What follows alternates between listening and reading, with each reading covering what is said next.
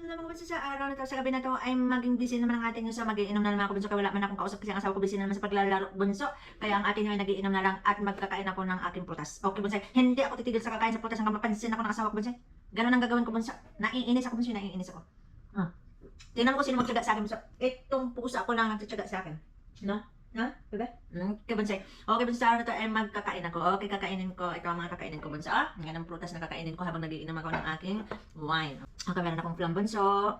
At saka meron akong mga strawberry, Bonsai. At saka peach. And then, ito. Okay, meron pa akong saging. Ayaw ko ng saging sa araw na to. Okay, Bonsai. Ibang saging. Ayaw ko ng saging. Okay, Bonsai. Ngayon ang gagawin ko, Bunso, ay meron akong ice cream. Okay. Ang ice cream ko, ilalagay ko sa isang portion nito. Ganito ang ginagawa ko pag nakain ako dito, Bonsai, no? Itong ice cream na to. Itong ice cream ko, ilalagay ko to dito, Bonsai. Tapos ito, paborito ko. Okay? Ito. Okay, ganoon ko lang siya, Bonsai, yung whipping cream na to.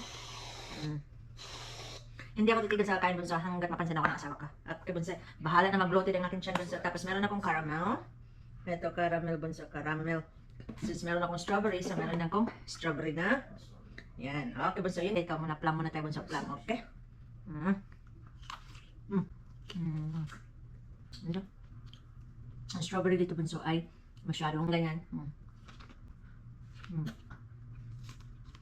Para crunchy.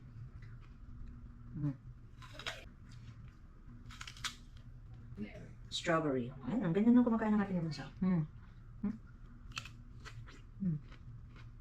Masarap. Bloated naman ako dyan.